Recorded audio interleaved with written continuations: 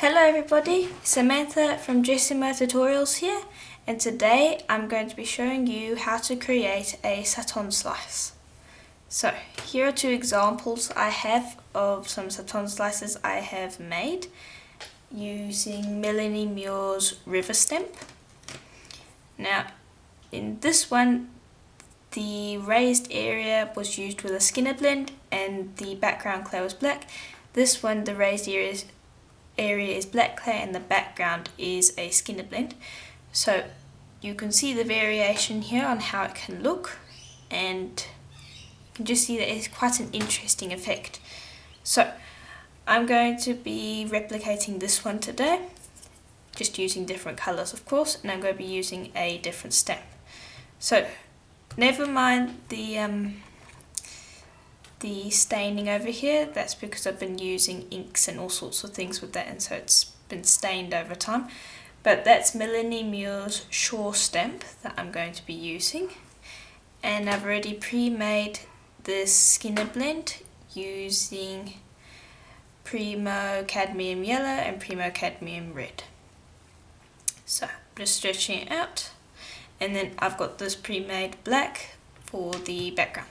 So what you do is you want your stamp nicely stuck down onto the surface of your tile. Then you want to take this, don't spray any water because you want this clay to be sticking into the stamp. Now for this technique your stamp has to be flexible, and it has to be very flexible. So clay stamps and plastic stamps aren't really going to work very well with this because it needs to be very flexible.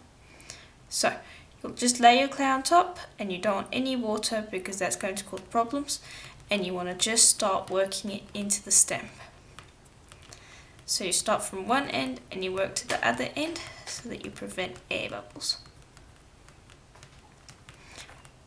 I'm just using my fingers to press into here because the roller's not going to quite get it in as much as I would like it to, so I prefer using my fingers at this stage. There we are. Now you'll take your acrylic rod, now that it's filled in, and you'll just go ahead and you'll roll over it to try and get it flattened out and stuff like that. There we are. So that's pretty well popped in. Now you want to take a flexible tissue blade. You can use a firm tissue blade, but again I like using the flexible one. You want to hold it in the middle and try to keep your hands resting on your work surface for maximum stability. And you'll just slide over the stamp. There we go. And you want to try not to cut the stamp, but you want to slice cleanly over the top so that you're just leaving clay in those areas, in those indented areas of the stamp.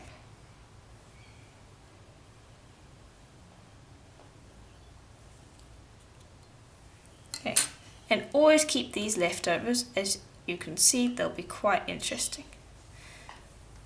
So I'm just going to put those to the side. Now this was not a complete Skinner blend. I didn't do a complete Skinner blend so that I would have nice interesting scraps left over for me. But you can do a full Skinner blend. This one was done with mica clay, so I got a mica shift afterwards. Yeah.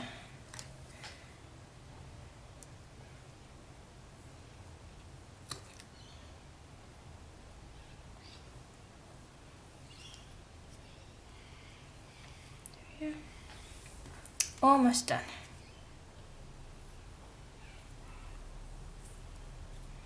Okay, so you want to now just go and make sure that you get as much clay off the surface of your stamp as possible, as this will make it much cleaner on the black. If you leave clay all over the stamp, you're going to have residue on your black and it's not going to look clean. So you want to quite aggressively go across and get rid of all of that clay, because you want to get as much of that residue off as physically possible. Okay.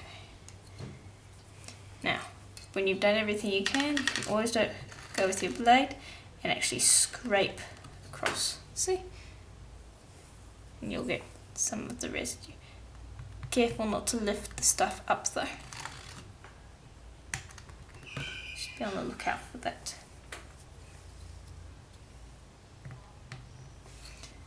Okay, so we're just about done. We've got some areas that have lifted up. If you've got that, just go back with some clay and fill in those areas if you can. So I'll just take some of the clay that I have over here and fill in some of the areas that got lifted up.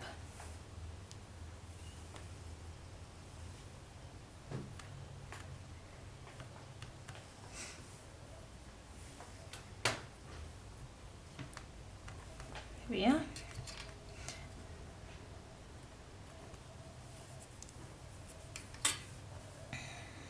So just go through and take some time to make sure that you've got it as clean as possible and that you've got all the areas that you want filled in.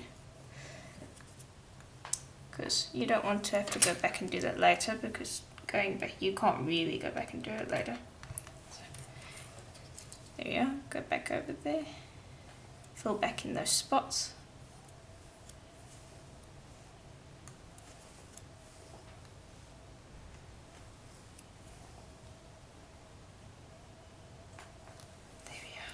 There we go. Okay, so now what you'll do is just take your cloth, do a final brush over to clean off any leftover bits and pieces, as this leaves a lot of dust. Now you'll take your black, I'm just going to stretch it a little bit to make sure that it fits over. Don't pull too hard if you're stretching out your clay, just do it a little bit. There we are. Now what you'll do is you'll go from one end and just smooth it onto the clay. You don't want any air bubbles. That would be a disaster. Okay, and once you've done that, just take your roller, roll it flat, or at least try to roll it flat. Then you will pick up your stamp, like so, and you'll turn it over so that the clay is now sticky onto your work surface, and you'll roll this way up. You're going to make it really firm. You want to roll as much as possible and possibly press in with your roller, because you want the stamp, the clay in the stamp, to stick to the black, because you want to now lift the stamp up. Okay, there we are. Now you really want to go around and press at the edges, because this is the areas that are going to give you the most problems. So just go around and press there. Now I'm going to start this end, just gently work this up. Now, just very gently work it up, and you want to fold it on itself like so, and then you'll just gently roll back.